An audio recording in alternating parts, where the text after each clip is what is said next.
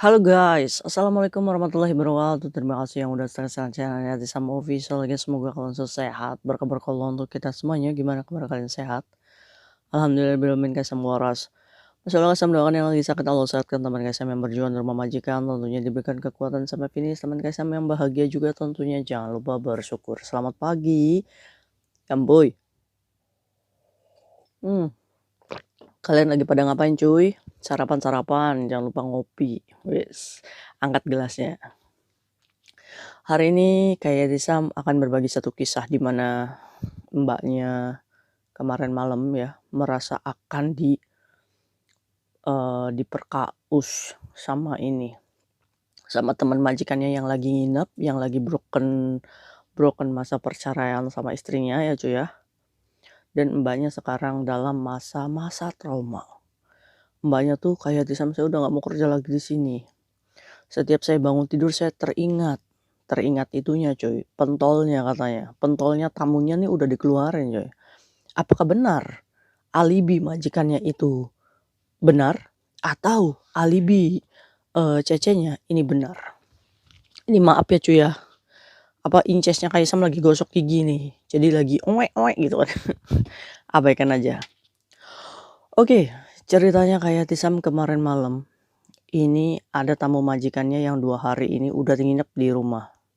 Ini dikarenakan katanya sih majikan laki-laki saya kayak Tisam lagi pengen menghibur dia yang lagi pasca perceraian. Nah, waktu awal pertama kali malam dia nginap, dia tuh nggak mabuk kayak Sam. Yang kemarin itu dia dalam keadaan kondisi yang mabuk. Nah, karena udah terlalu malam ya dan dia itu juga dalam keadaan mabuk. Jadi majikan saya itu mengizinkan dia untuk nginap 1 malam lagi. Saya posisinya jaga anak kayak Disam. Saya jaga anak umur 6 tahun dan saya sama Singsang Tadai aja. Tapi saya tidur di kamar sendiri dan ini cuy. Kamarnya itu kalau misalkan ditutup ya, dikunci dari depan, itu nggak bisa dibuka dari luarnya gitu cuy. Jadi posisinya kamarnya ini tidak dikunci ya cuy. Kalau sekalinya dikunci, itu dibuka, itu nggak bisa buka lagi gitu. Jadi harus didobrak dari depan. Jadi posisinya hanya nutup aja mbaknya nih. Sekali lagi, kalau misalkan dikunci, ini bisa dibuka kunciannya, tapi dia nggak bisa ngebuka gitu pintunya. Jadi ini alasan kenapa kamarnya itu tidak dikunci. Oke, akhirnya karena saya menghargai itu adalah tamu majikan dan saya juga profesional kerja Kaisam, ya akhirnya pada malam itu saya tidur. Keadaan posisi kamar yang tidak dikunci. Terus tidurlah mbaknya ini ya cuy ya, di pukul 12. Saya itu kebangun Kaisam. Saya itu merasa bahwa di depan saya ini ada laki-laki gede gitu kan. Terus membuat saya ini merasa harus buka mata. Saat saya buka mata kayak Tisam, itu tepat banget jam 12. Saat saya buka mata, ternyata benar juga Kaisam. Di depan itu ada laki-laki yang sudah mengeluarkan pentolnya. Entah mau apa, cuma di pikiran saya teriak. Jadi posisinya pekerja migran ini teriak coy. Wah gitu kan, kaget kali ya. Akhirnya teriak sekencang-kencangnya, majikan perempuan sama majikan laki-laki ini bangun cuy. Belum mereka ini nyampe ke kamar, tadi si laki-laki yang berdiri itu lari langsung masuk ke kamar mandi. Kenapa Cece? Singsong, itu katanya teman kamu mau mau memperkaos ya. Curiganya si pekerja migran ini. Di mana dia? Kamar mandi. Akhirnya cuy, silent. Mungkin karena ada anak ya, juga Singsang sama majikannya juga nggak mau dibahas malam-malam, juga nggak enak sama tamunya juga ya. Mungkin cukup tahu. Ya udah Cece, kamu kunci pintu. Setelah itu mereka kembali lagi tidur. Tidak dibahas cuy malam itu. Cuma kayak Cisam, saya benar-benar gak bisa tidur. Jadi akhirnya saya begadangan semalam sampai esok paginya. Saya ini merasa tidak terima. dan saya langsung protes sama majikan perempuan. Pas saya bangun, apakah tamunya masih ada? Masih ada, masih tidur di situ di sofa, dan di situ posisinya majikan perempuan masih ada ya, masih ada di kamarnya. Tapi, tamunya itu ya biasa aja gitu, enggak ngomong maaf Cece, enggak apa, acuh aja gitu. Pas majikan perempuannya bangun, tamunya ini udah pergi. Jadi tamunya nggak tahu diri ya, udah kayak rumahnya sendiri gitu, nggak punya etika. Pas majikan perempuan ini bangun, terus dia masuk WC, "Dadai, kamu tahu nggak maksud saya itu apa?" "Iya iya, udah." Cuma senyum aja majikannya itu, karena melihat ada anaknya di situ. Mungkin, nantilah dibahas nanti malam gitu kan, di sini ada anak itu nggak enak. "Tuh coba lihat Dadai, kamera aja dibelokin."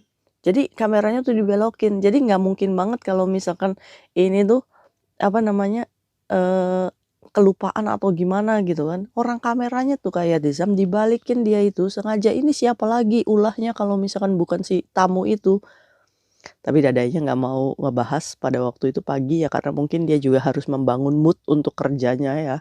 Akhirnya Dadainya masuk kamar dan dia pergi kerja. Nah, malam ini dibahas sama majikan laki-laki dan perempuan. Cece kolai. Nah, coba kamu ceritakan gimana kejadiannya? Ya kejadiannya kayak gitu, apa namanya, singsang dia masuk ke kamar saya, dia sudah keluarkan alat itunya, alat pistolnya, terus saya teriak nggak tahu, terus dia langsung kabur ke kamar mandi. Dia pasti akan, apa namanya, eee, intinya mah memperkaos itu si Cece-nya gitu kan.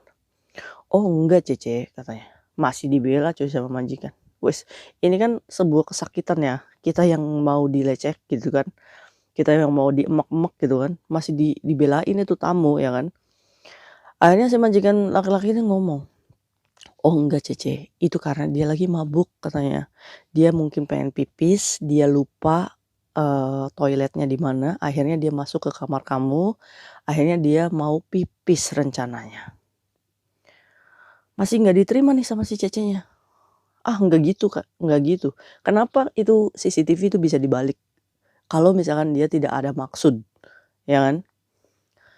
"Udah, sekarang saya janji sama kamu, saya nggak akan bawa tamu lagi ke rumah ini," katanya.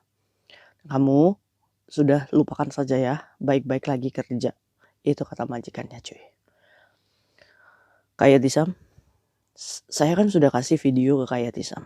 Setelah bangun tidur, setelah kejadian semalam, saya itu mengecek, apa namanya, lantai. Di mana saya meyakini tetesan itu adalah sperma katanya cuy, bukan air pipis. Coba lihat Kak Izam, kalau air pipis ini udah pasti kering dan tidak akan membekas gitu. Jadi bekasannya tuh kayak ada gelender-gelendernya gitu cuy. Iya dia kirimkan sih ke Kak Yatisam, cuma Kak Yatisam juga kan harus menjaga, apa namanya, mentalnya juga jangan sampai kena. Saya Kak Yatisam, dada saya sesek baru pertama kali seperti ini. Iya kan, apalagi saya baru pertama kali melihat pistolnya selain suami saya, dia juga punya suami. Nah, apa yang harus saya lakukan ya, Sam? Saya nggak mau kerja di sini, teringat-ingat. Nah, oke, ayo kita bahas. Kita tidak bisa menyalahkan pekerja migran ini untuk tidak merasa trauma ya cuy ya. Karena mentalnya orang untuk dibeginikan ini beda-beda. Beda dengan teman-teman kita yang sengaja pemain trade ya kan. Dia sengaja gitu kan melihat pistolnya beberapa laki-laki juga ya aman-aman aja gitu. Karena itu adalah pilihan pekerjaannya dia ya kan. Tapi ini kan kita harus bedakan ini masa traumanya dia ini. Melihat pistolnya laki-laki lain selain suaminya wajar.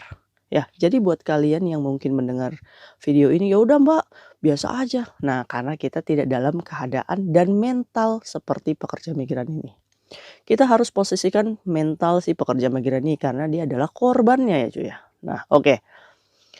Menurut Kak Eti Samba, jangan ngomong sama tsunami karena pasti akan berdampak buruk ya. Segala sesuatu yang curiga itu mending suami kita dalam keadaan yang bersikap dewasa, bisa menenangkan kita. Tapi kebanyakan karena menahan rindu yang lama, suami ini kadang lebih protektif jatuhnya. Nanti malah kitanya pusing sendiri. Kalau kita masih bisa bekerja masih pengen bekerja di Hong Kong, kalau kita masih bisa menghandle suatu peristiwa ya, Ya udah, jangan ngomong sama suami karena kan tidak terjadi sampai hubungan 18 ya kan? Ini kan hanya trauma melihat pistolnya orang. Jadi ya sudah dulu, kita berdamai dulu. Oke, saya sudah mengalami kejadian ini, minum air putih yang banyak ya kan. Kita harus berdamai. Oke, alhamdulillahirobbilalamin, ya Allah, saya masih selamat dalam keadaan yang seperti itu. Apa yang dilakukan Mbaknya ini sudah benar. Teriak sekencang-kencangnya ya. Tapi kalau misalkan kita sendiri di dalam rumah, kabur. Jangan selamatkan apapun yang ada di rumah. Misalkan kita nggak sempat ngambil handphone, nggak apa-apa, kabur aja dulu, ya kan? Kalau misalkan kita dilakukan seperti itu nggak apa-apa. Apalagi dengan majikan kita, misalkan majikan kita yang begitu kan, kita langsung kabur aja. Nggak usah selamatkan apa-apa. Menyelamatkan diri itu penting. Dan itu kita langsung hubungi 999, minta tolong orang yang lalu lalang di situ untuk teleponkan polisi. Ya, kamu bisa keluar dari rumah majikan tanpa membayar 1 bulan gaji. Nah, sekarang posisinya ini kan kasus Mbaknya. Apakah menurut Kak Tisam, dugaan saya benar, itu kan alibinya majikan si tamu ini lagi mabuk, nggak tahu toilet, jadi akhirnya dia pipis di kamar saya. Itu alibinya majikan. Tapi alibi saya Kak Tisam, saya yakin dia itu akan mengeluarkan cairannya dari pistolnya itu dengan melihat muka saya. Jadi kayak gini cuy, karena memang si laki-laki ini kan lagi bermasalah ya sama istrinya. Mungkin dia juga penat gitu kan, melihat cecenya tiba-tiba masuk, dia pengen mengeluarkan aja gitu dengan melihat cecenya, terus cecenya itu kebangun. Jadi atraksinya ini ketahuan. Iya nggak sih? Jadi cuma ngocok gitu cuy. Cuma ngocok aja terus keluar gitu, selesai gitu. Sepertinya sih tidak akan menyentuhnya, cuma hanya membuat sensasinya aja. Ya tapi itu sudah bagian dari pelecehan ya. Itu juga sudah bagian dari pelecehan ya. Ya kita sebagai wanita ya tidak boleh seperti itu. Maksudnya, ya jangan, harga diri kita di mana gitu. Dijadikan sebagai media mengeluarkan. Apa yang dilakukan banyak, good, bagus. Nah kayak Tisam tadi kan pintunya katanya dikunci dari dalam nggak bisa dibuka. Nah akhirnya didobrak ya cuy ya, maksudnya ditendang. Dia merasa bahwa pintunya itu nggak bisa dibuka, pagi hari dia hubungi majikan, majikan masih tidur perempuan, terus majikan laki-laki juga udah kerja, lah Cece bagaimana saya bantu kamu, ya udah nanti saya telepon tamunya suruh buka, itu ditendang. Seperti yang tadi cuy, seperti psikopat ini tamu ini. Terus tamunya disuruh singsangnya untuk tendangin itu kamarnya si Cece, akhirnya nggak buka. Ya udah biasa aja gitu, nggak negur Cece maaf ya, enggak, kayak seolah-olah biasa aja. Ya ini adalah mungkin dia sudah mati rasa kali ya, karena dalam perceraian sama istrinya kan. Nah begitu cuy, mungkin singsangnya juga merasa bahwa nggak enak juga dia teman ya kalau misalkan dia, ribut gitu, terus tanpa ada bukti yang jelas gitu, takutnya dia juga pertemanannya juga hancur ya kan. Nah ini adalah dilema majikan yang membawa tamunya dengan keadaan seperti ini kan bingung. Ini antara teman dan ini juga antara Cece. Tapi Cecenya merasa bahwa majikan ini tidak membela. Jadi traumanya itu terus-terusan, dadanya itu sesek terus cuy. Oke, ya udah. Kalau misalkan memang kamu mantap untuk pindah majikan, boleh. Tapi kayak Tisam juga harus memberitahukan kamu kalau misalkan pindah majikan sekarang itu lagi job sepi ya, menurut banyaknya agensi karena mau konin ya, mau lebaran Cina.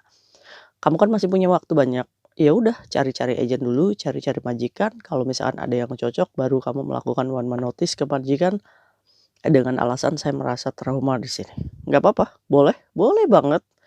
Jadi kalau misalkan kamu sudah punya majikan, notice bulan depan keluar, kamu tinggal tunggu visa dan pulang ke Indonesia, sembuhkan dulu trauma kamu. Ya. Nah, buat kalian hati-hati nih ya cuy ya. Kalau misalkan memang bisa dikunci pintu kamarnya, dikunci itu lebih baik ya.